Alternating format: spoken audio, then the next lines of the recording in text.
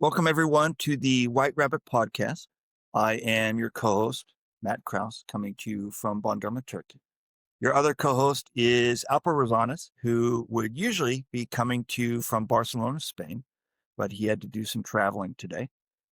So we have a repeat guest on the podcast today. And in fact, this is his third appearance on the podcast. Wes, I think there are only two other people who have that three Pete's category going on. So welcome to the three Peters. So anyway, so welcome back to the podcast. It's a pleasure to have you with us today, Wes. Wes, say hi to our listeners. Yeah, thank you. Hey, Matt, and I'll try not to wear out my welcome, but thanks for having me back. Wes was a guest on the podcast recently, as I mentioned, and he was talking about a business pivot that he made in the past. We ran out of time in that episode, though, so we weren't able to go very much into a key question, which is how did you go about building trust with your new audience after the pivot? Building trust, something very relevant to our presentation related podcast. So anyway, so that's what we brought Wes back for, to go into that today. But before we dive into the main topic, let me reintroduce Wes a bit to our listeners, or introduce him for the first time for those listeners who might have missed that earlier episode that he was on. Wes lives in my adopted hometown of Seattle, Washington, where he is a consultant to independent consultants. And specifically, he helps consultants distill the message that they are sending out into the world and then to represent that message visually. And Wes will be the first to tell you that he is not a visual artist, but I have seen his work and I can vouch for the fact that he has a unique talent for doing this. Wes also puts out a newsletter called The Lightbulb. It's a newsletter that I read religiously every day and highly recommend to people. Okay, so Wes, before we get started, help me wrap up this intro. Is there anything here that our audience should know about you, but that I forgot to mention? I think that's pretty much it, though I do have some news to share. I'm in the home stretch of writing my first book, which is exciting. And so that'll be out, still a few months away. It'll be out in the spring, but I'm happy to announce it's called The Expert's Privilege, and it's all about making the jump from corporate into solo consulting. So I mentioned that today, not just as a as a shameless plug, but the framework that we'll be talking through today about building trust with a new audience is kind of exactly the process that new consultants need to take, and it ended up being a real pivotal part of the book. So you're kind of getting a sneak preview today. Well, first of all, congratulations. And tell us again, what is the title? The Expert's Privilege. The Expert's Privilege. Excellent. All right. Well, I'm looking forward to it. And tell us again, when do you plan on releasing it? I'm gearing towards a March release. Okay. Still going through kind of the final things getting out of my head, and then kind of do do the editing process and all that. Excellent. But yeah, we're looking at March. And one more thing before we get started. If our listeners want to get in touch with you after the podcast, where can they find you? Yeah, the easiest way is just to go to lightbulbemail.com. That'll get you to the landing page for my newsletter. It also will link into my website so you can check out some of my services. The newsletter as well, I'll be giving a lot of announcements about the book next quarter. Okay. And let's dive into the main topic for today.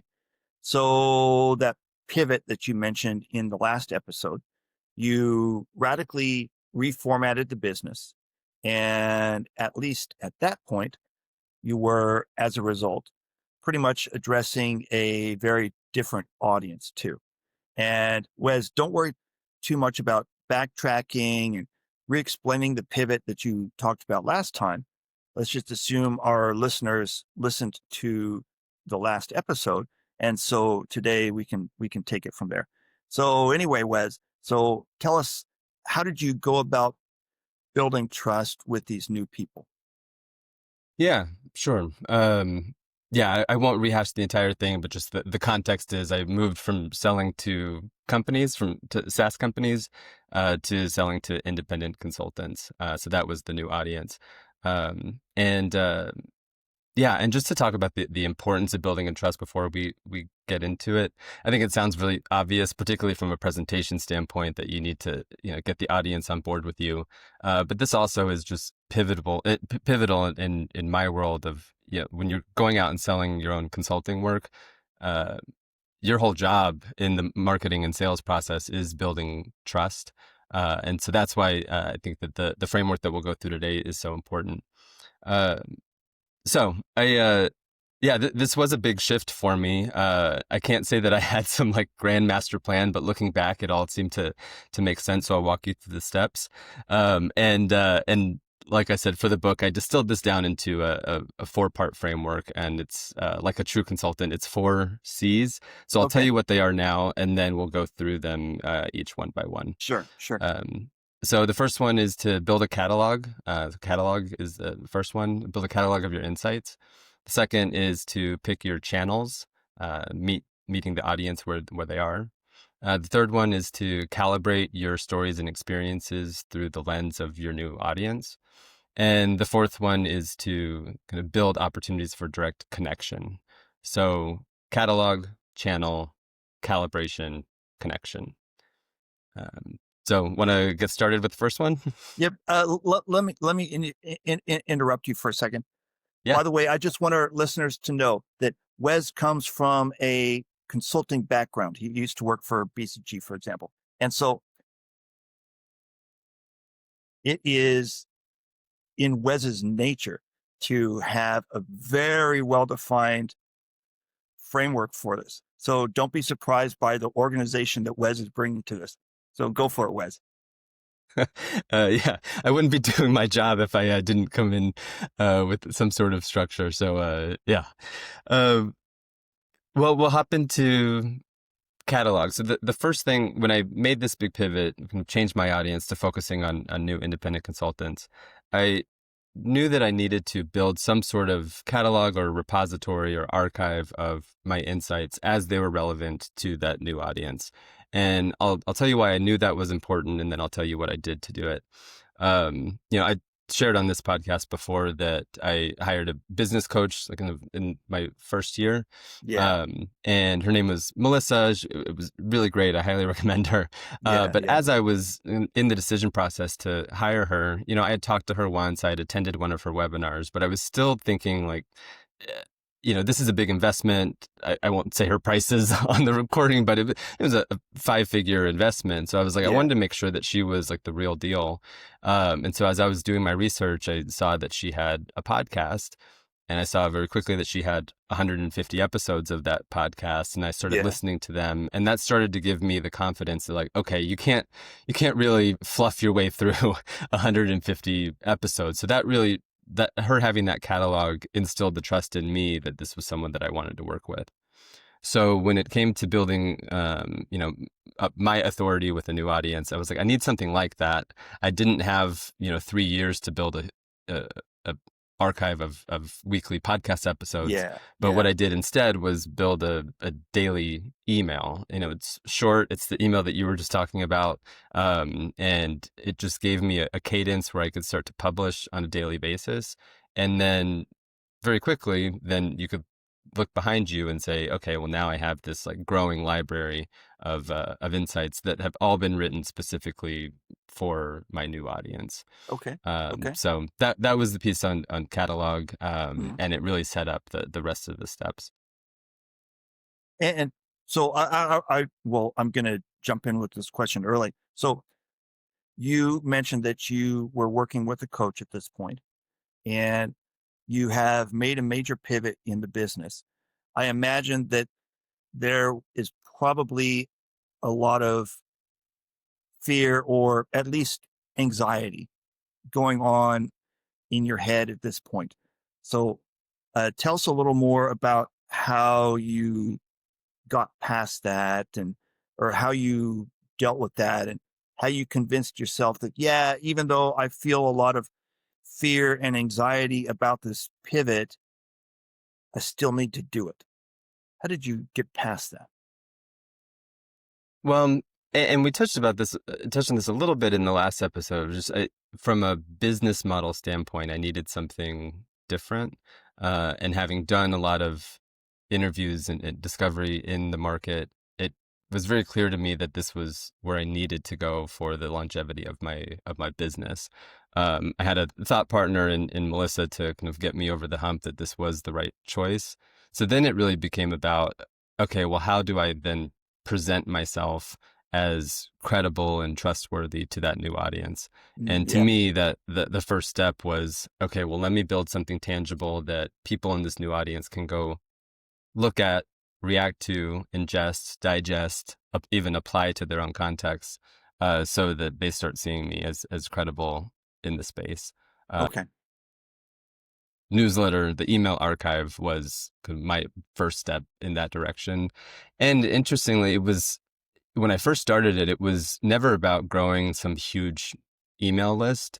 It was really more about discipline for me to get my thoughts on paper and to have somewhere to point folks, to say, okay, I am taking this new segment that I'm serving seriously, and that I'm committed to serving in this space. Okay. And I don't want to hold you up because I know that we have three other C's to go through. Yeah. So one thing that I wanted to point out was that at this point, so Wes is making this pivot. He's going through it with a coach who is helping him with some of the courage issues, and he knows that the business needs to go this way anyway. He knows that there's an audience, and he knows that service in this area is needed. So okay, so Wes is starting to make the first steps towards making this transition. So move us on, Wes. What's C number two? All right. Scene number two is picking the right channels to show up in. So this is about, when you're entering a new audience, you have to go to them as opposed to expecting that they're going to come to you. Like when I went into this, other independent consultants didn't know who I was, nor would they have a reason to. And so I needed to figure out where they were hanging out, where I can, and what types of things they were consuming so that I could kind of show up in their feeds, show up in their world, as opposed to expecting that they would come chase me. So the difference here is, when I was selling to companies, I was selling to very specific companies and was really just doing that through word of mouth and a lot of one-on-one conversations. And that worked for me in that realm because I only needed a handful of deals to close for a year's revenue goals. But establishing myself in a new audience, I needed to do something more at scale, to introduce myself and where they were consuming. So I had it kind of easy in this because I chose an audience of my peers, so I knew where people were hanging out, and so it was easy for me to narrow down that I needed to show up more intentionally on LinkedIn. I needed to show up on podcast episodes like this one, and then I also needed to do talks or webinars, where my audience was already interested and amassed, so to speak. So that's where I focused. And the reason I talk about the catalog first is that everything that I was writing in the email then started to be material and content that I could leverage to go post on LinkedIn, to go speak about on podcast interviews, and then the kind of frameworks that I was putting out in the email, that's what I was designing webinars around. But the important piece is to make sure that I was focused on what the new audience was actually consuming so that I could slide right into their habits that were already formed. One thing that I wanted to mention to our listeners at this point is that, especially, and Wes, correct me if I'm wrong here. The first C was or Catalog. catalog. Okay, so Wes doesn't have a lot of time. He doesn't have 3 years, so he needs to build up this catalog quickly. And for those of us in a presentation situation, we're in a very similar situation. Uh, we don't have 3 years to stand up there on stage building trust with our audience. So we need to do it quickly. And one thing that we can do as presenters is point out that we have a track record and a history of having done this for a while. And like Wes was doing, showing the audience that we understand the situation or that we have a body of knowledge that is applicable to them and the problem that they're trying to solve. So, okay. So go on, Wes, what's next? Yeah. Um, So we've got the catalog, we've got the channel. Then the third is calibration. And I think that this one is probably the most in line with what you do in presentations and adapting your message to your audience. The way this showed up for me in my pivot to a new audience and building trust with them was, you know, all of my experiences and stories from before the pivot, they don't just go away because I've shifted direction. But what I did need to do was actively change how I told those stories or talked about those experiences. So, like, one example is, to my old customer, people understood my old employer, Reforge. Like, I didn't have to Yeah, explain who that was and what they did yeah. and like what kind of quality bar that set, all of that. Like, that was already understood. But my new audience has no idea what that company is, what we did over there, anything like that. Okay. So when you hear me talk about my time there, even though I have nothing but great things to say about where I was, I don't really harp on kind of where I was before, but I do say things like, I used to work at a company that was like masterclass, but for the tech community. And it was my job to sit with experts and extract their expertise and turn that into frameworks and courses.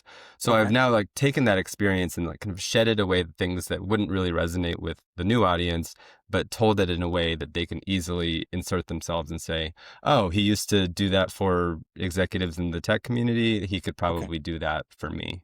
Ah, So that's what I mean by calibration. okay.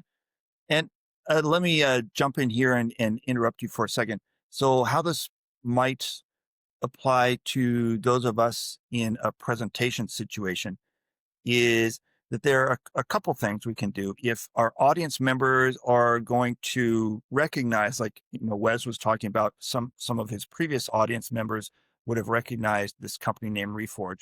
If our audience members are going to recognize the places where we have done this before, we might be able to borrow their credibility.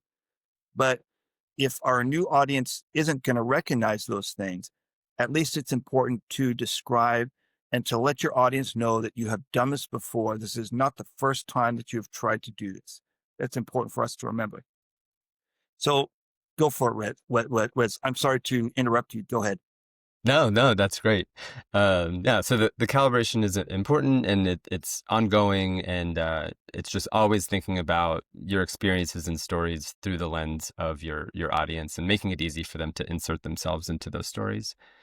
And then the last one, well, let's just recap. We talked about building a catalog, finding the right channels, meeting the audience where they are, calibrating your stories. All of that has really been kind of introspective. You can do that all on your own. It's also very kind of one way. So the fourth one is about connection, and it's about introducing opportunities for that new audience to interact with you directly. Okay. And so I did this in a few ways. One, when I set up the email, I went the email route for a lot of reasons, but one of them was that even though it's a one-to-many channel, it really kind of begs for people to be able to write back individually. And Yeah. so everyone always has the opportunity to come in and respond. And then I reply to every message. It's not that huge of a lift, but it really introduces that opportunity for one-on-one interaction.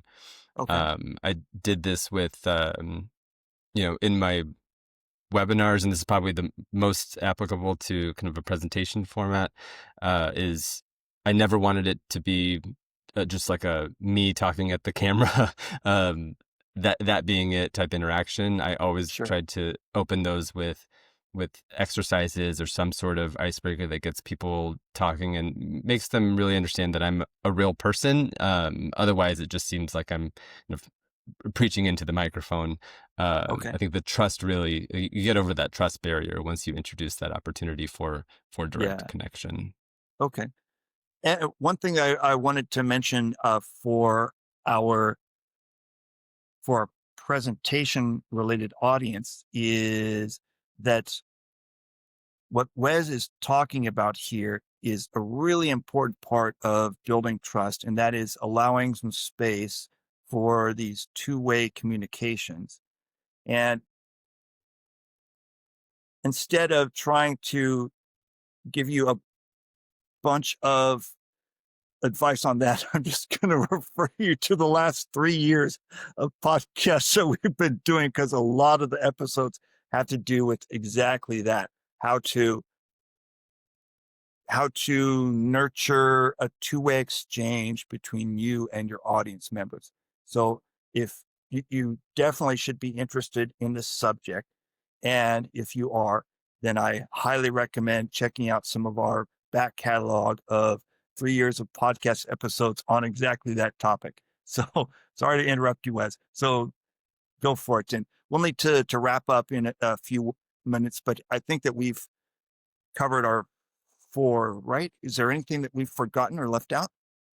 Yeah, no, that's it. It's I could recap real quickly. Or Yeah, did you have please do. another? Please do. Yeah. So just starting out with a new audience, the first thing I did was built a catalog of insights that were specifically written and presented for that new audience. Okay. Second one, pick the right channels. Pick the channels where your audience is hanging out. Channels means, different types of media, but also formats. Like, is it LinkedIn? Is it a book? Is it a newsletter? Is it a talk? Is it TikTok? Yeah, yeah, yeah. Find like the medium and the format that your audience is consuming. Third one is make sure you're calibrating your stories and your experiences through the Yeah. lens of your audience so they can insert themselves into your stories. Okay. And the fourth one is add in places for direct connection in a presentation that could look like could look like Q&A at the end. It could look like an Yeah. icebreaker up front. It could look like a poll in the middle of your presentation, just something that breaks that, you know, you up on a stage in a real formal environment. You want to try to invite some of that interactivity. Yeah. And one more question for you, Wes, before we wrap up for the day. So you wanted to nurture a two-way communication with some of your readers, with some of your newsletter readers. Tell us, how did that go? Was that successful at all? Did that work out for you? Yeah, I also will say that it's kind of the bright spot of my day if I get a response to one of my daily emails. And I don't know, it's like maybe one or two a day, but you add that up over the course of a couple years, and Yeah. I've probably gotten, 1,000 replies in total. And so each one of those is a direct connection with someone in my new audience that then leads to further conversations. It has turned into, over time, to be quite a client acquisition tool. But like I said at the beginning, the goal of the email was just to get my insights in one place. It's grown to something much larger than that. Excellent. All right, so we'll wrap up for today. So thank you very much for joining us, everybody. And Alper and I will be back to see you for the next episode. So thank you, Wes, and thank you, listeners, for tuning in. Talk to you later. Thanks. Bye bye.